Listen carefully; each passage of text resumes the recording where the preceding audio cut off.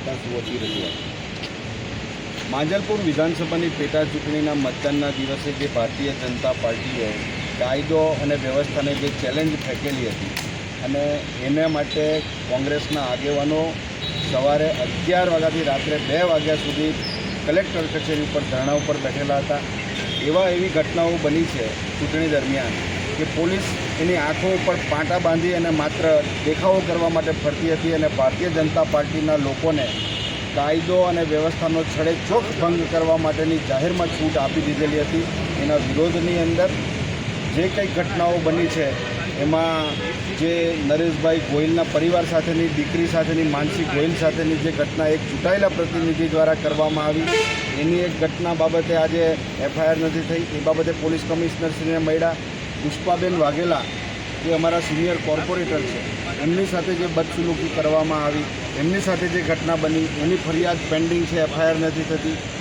એવી જ રીતે વિજયભાઈ બુંબડિયા જેઓ 8-10 દિવસ પહેલાં જ અમેરિકાથી હજી તો આવ્યા છે અને એમની સોસાયટીની બહાર જે પ્રમાણે ભારતીય જનતા પાર્ટીના ગુંડાઓ જે પ્રમાણે ટોળા લઈને નીકળતા હતા અને ચૂંટણીની આચારસંહિતાનો ભંગ કરી અને કાયદો અને વ્યવસ્થા હાથમાં લઈ લીધી. પોલીસ અધિકારીઓ ત્યાંથી પસાર થાય, ફરિયાદ કરવા છતાં કોઈ સાંભળે નહીં. આ બાબતની વાતો લઈને અમે કલેક્ટર કચેરી ધરણા ઉપર બેઠેલા ત્યારે આશ્વાસન આપવામાં આવેલું હતું કે સોમવાર સુધીમાં અમે આ તમામ ગુનાઓની એફઆઈઆર કરીશું. જે યાદ દેવડાવવા માટે પોલીસ કમિશનરશ્રીને અમારા સિનિયર આગેવાનો બથુભાઈ, પુષ્પાબેન સહિત કોર્પોરેટરશ્રીઓ, તીર્થ બ્રહ્મભટ્ટ અને અનેક આગેવાનો અહીંયા એક ડેલિગેશનના રૂપમાં ફરિયાદીઓ સાથે રૂબરૂ મળી અને કમિશનરશ્રીને રજૂઆત કરી છે. એમના તરફથી આશ્વાસન આપવામાં આવ્યું છે કે ચોક્કસ પ્રમાણે જે કંઈક આધાર પુરાવાઓ છે એના આધારે અમે પોલીસ કાર્યવાહી કરીશું.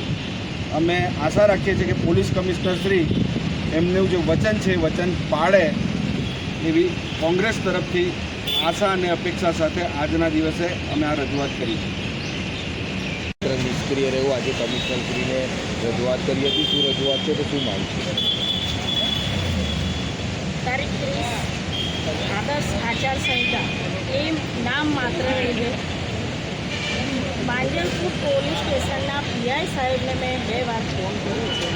હા, ગાડી આવે છે, એમની ગાડી આવી કે ના આવી, પણ ભારતીય જનતા પાર્ટી એમના પ્રદેશ પ્રમુખના આદેશ પ્રમાણે ઢોલ નગારા અને કેસ પહેરીને જે હોદ્દેદાર, જે કાર્યકર્તાઓ, જે ધારાસભ્યો, તમામ લોકોએ જે માંજલપુર વિધાનસભાની અંદર સરેઆમ લોકતંત્રનું ને બાનમાં લઈને જે કર્યું પ્રદર્શન, એમાં અમારા વિજયભાઈ બુંબડિયા તો હમણાં જ અમેરિકાથી આવ્યા એ એમને એમની સોસાયટીવાળાએ બોલાયા કે સવારમાં આ ઢોલ નગારા વગાડે છે, બાળકો ઊંઘે છે અને આ શું થઈ રહ્યું છે. એટલે તો બહાર નીકળીને એમણે કીધું કે ભાઈ આ બધું બંધ કરો અને તમે શાંતિથી જે પ્રચાર કરવો હોય એ કરો. પણ એ લોકોએ ટાર્ગેટ સાથે આવેલા હિંસક ટોળું હતું અને એમાં કેટલાય લોકો દારૂ પીધેલા હતા. આ લોકોએ જે રીતે મારામારી કરી છે તમે તમામ વિડીયોના રીતે જોઈ શકો છો અને દરેકે જોયા છે. માંજલપુરની જનતા એવું કહેતી હતી કે અમારા ત્યાં આટલા વર્ષો સુધી ચિરાગભાઈ રહ્યા, આટલા વર્ષો સુધી યોગેશભાઈ રહ્યા, પણ આવું અમે પહેલી વાર જોયું છે અને જે રીતે થયું એ ખરાબ થયું હતું. અને પોલીસ કમિશનર